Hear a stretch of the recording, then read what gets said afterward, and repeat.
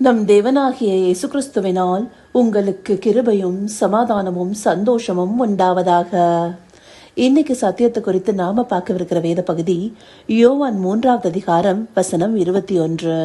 John chapter 3 verse 21. சத்தியத்தின்படி செய்கிறவனோ தன் கிரியைகள் தேவனுக்குள்ளாய் செய்யப்படுகிறது என்று வெளியாகும்படிக்கு ஒளியினிடத்தில் வருகிறான் என்றார். இந்த வசனத்துடைய துவக்கத்துல சத்தியத்தின்படி செய்கிறவனும் சொல்லப்பட்டிருக்கு. சத்தியத்தின்படி செய்வதுனா என்ன? நமக்கு கொடுக்கப்பட்ட வேதத்தில் உள்ள வார்த்தைகளின்படி செய்வதே சத்தியத்தின்படி செய்வதாக இருக்கு.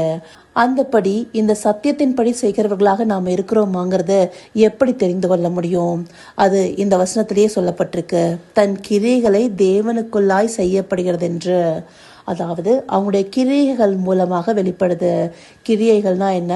அவங்க செய்கிற செயல்கள், செய்கைகள். அப்படி செய்கைகளின் மூலமாகவே நாம சத்தியத்தின்படி செய்கிறோமா இல்லையாங்கிறத நிதானிச்சு பார்க்க முடியும். இந்த கிரியைகள் எப்படிப்பட்ட கிரியைகளாக இருக்கும்? நற்கிரியைகளாக இருக்கும். அதாவது நன்மைக்கு ஏதுவாக இருக்கும். அதற்காகவே நாம கிறிஸ்துவுக்குள்ளார சிருஷ்டிக்கப்பட்டிருக்கோம்னு எபேசியர் 2வது அதிகாரம் 10வது வசனம் சொல்லுது இல்லையா? ஏனெனில் நற்கிரியைகள் செய்கிறதற்கு நாம் கிறிஸ்து இயேசுவுக்குள் சிருஷ்டிக்கப்பட்ட. அந்தபடி சத்தியத்தின்படி செய்வது நம்முடைய நற்கிரிகள் மூலமாகவே வெளிப்படுகிறதாக இருக்கின்றத இந்த வசனம் சொல்லுது. இங்க சொல்லப்பட்டபடி சத்தியத்தின்படி நற்கிரிகள் செய்கிறது நமக்கு எப்படி சாத்தியமாகுது? அதற்கும் நமக்கு தேவனே துணை செய்திருக்கிறாரு. எப்படி? அவர் நமக்கு கொடுத்த பரிசுத்த ஆவியானவர் மூலமாக. அவர் தாமே நம்மை சகல சத்தியத்திற்குள்ளையும் நடத்துகிறவராக இருக்கிறாரு. மேலும் ரோமர் 8வது அதிகாரம் இந்த ஆவிக்கேற்றபடி நம்ம நடந்து கொள்கிறதையே விவரிக்கிறதாக இருக்கு. மாம்ச சிந்தை மரணம்னும் ஆவிக்குரிய சிந்தையே ஜீவனும் சமாதானமும்னு சொல்லுது. முக்கியமா அந்த அதிகாரத்துடைய 14வது வசனம் சொல்லுது, மேலும் எவர்கள் தேவனுடைய ஆவினாலே நடத்தப்படுகிறார்களோ அவர்கள் தேவனுடைய புத்திரராய் இருக்கிறார்கள். அப்படியாக சத்தியத்தின்படி நாம நற்கிரியைகள் செய்கிறதற்கு ஆவியானவர் தாமே நமக்கு துணை செய்கிறாரு. அவருடைய வார்த்தைக்கு செவிசாய்த்து அதற்கேற்றபடி நாம நடந்து கொள்ளும் போது சத்தியத்தின்படி நடக்கிறவர்களாக இருக்கிறோம். மறுபடியும் யோவான் 3வது அதிகாரம் 21வது வசனத்தை எடுத்துட்டோம்னா, சத்தியத்தின்படி செய்கிறவனோ தன் கிரியைகள் தேவனுக்குள்ளாய் செய்யப்படுகிறது என்று வெளியாகும் படிக்கு ஒளியினிடத்தில் வருகிறான் என்றார். அப்படியாக சத்தியத்தின்படி நாம நற்கிரியைகள் செய்கிறதற்கு ஆவியானவர் துணை கொண்டு செயல்படும் போது நாம ஒளியினிடத்தில் வருகிறவர்களாக இருக்கிறோம். ஒளி யாரு? ஆண்டவராகிய இயேசு கிறிஸ்துவே.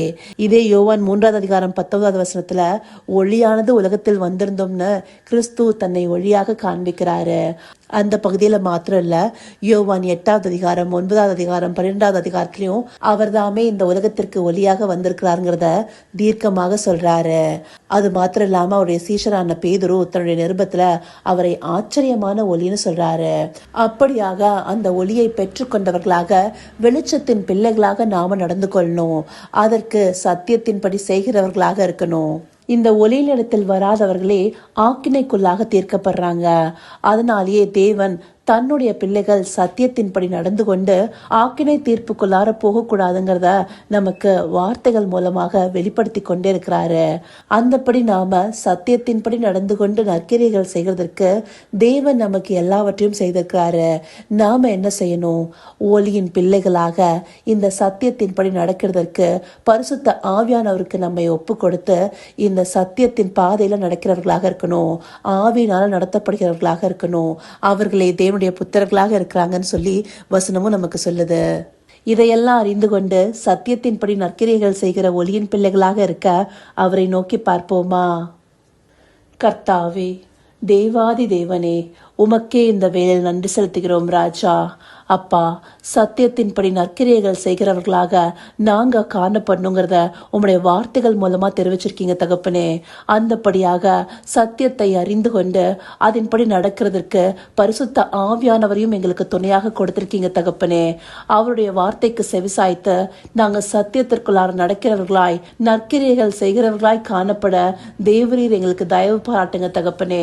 அதற்காகவே நாங்க உமக்குள்ளார சிருஷ்டிக்கப்பட்டிருக்கோங்கிறத வசனம் தெளிவாக காண்பி அன்புக்கு தகப்பனே, அப்படியாய் ஒளியின் பிள்ளைகளாய் உம்முடைய வெளிச்சத்திலே நடக்கிறதற்கு தேவரீர் எங்களுக்கு தயவு பாராட்டுங்க. அப்படியே நீங்க எங்களை நடத்த போகிற கிருபைக்காய் நன்றி. சகலவித துதி மகிமை கனம் யாவும் ஒருவருக்கே செலுத்துகிறோம். இயேசு கிறிஸ்துவின் மூலமாய் வேண்டிக் கொள்கிறேன் பிதாவே. ஆமேன், ஆமேன்.